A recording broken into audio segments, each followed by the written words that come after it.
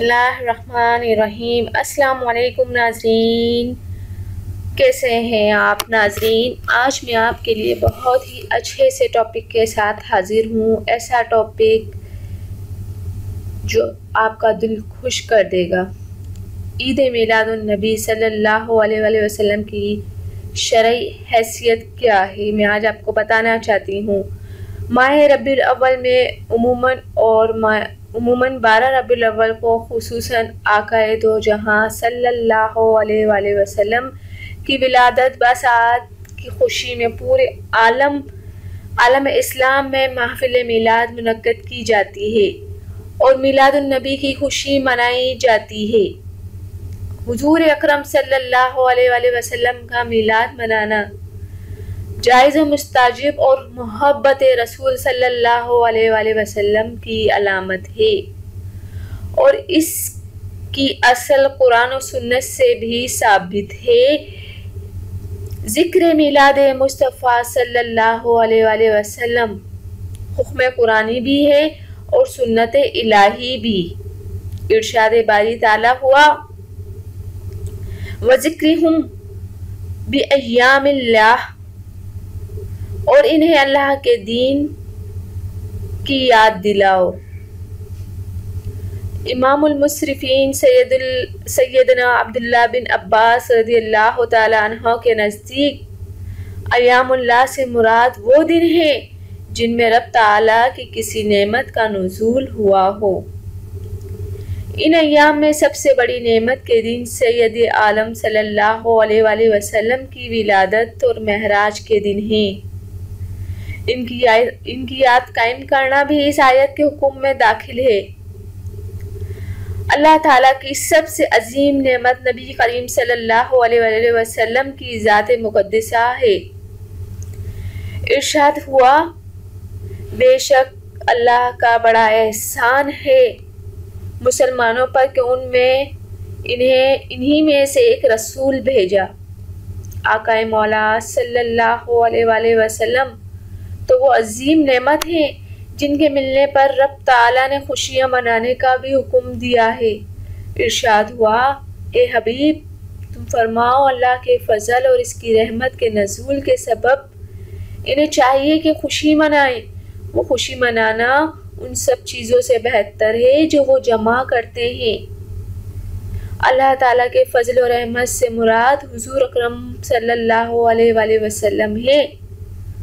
ناظرین، سورۃ الاحزاب آیت نمبر 47 میں آپ کو فضل اور سورۃ الانبیاء آیت نمبر 107 میں رحمت فرمایا گیا ہے۔ ایک اور مقام پر نعمت کا چرچا کرنے کا بھی ارشاد ہے، اور اپنے رب کی نعمت کا خوب چرچا کرو۔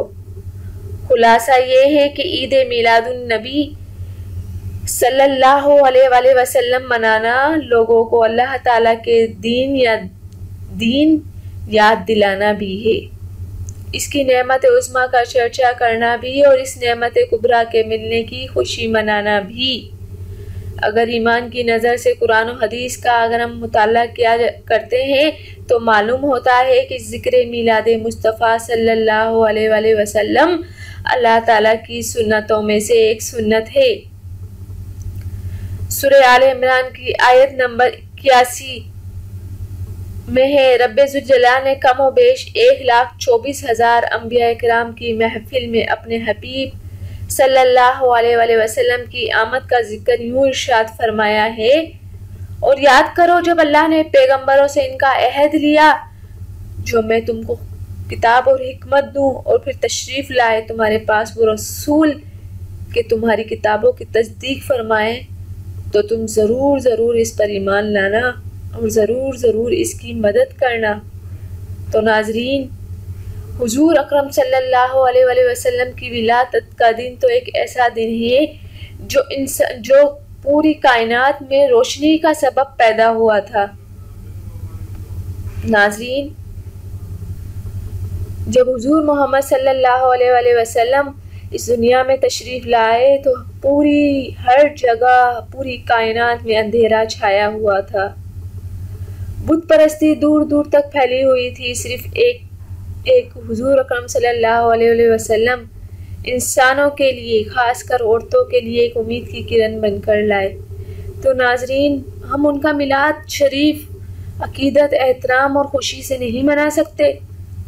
لوگ تو پیروں مریدوں کے جو کچھ کرتے بھی نہیں ہیں، ان کے پاؤں پوچھتے ہیں، ان کا میلاد مناتے ہیں، تو یہ تو پورے کائنات کے دو عالم جن کے لیے کائنات بنائی گئی، کیا ان کا ہم میلاد منانا جائز نہیں؟ بہت سے لوگ کہتے ہیں کہ میلاد منانا جائز نہیں۔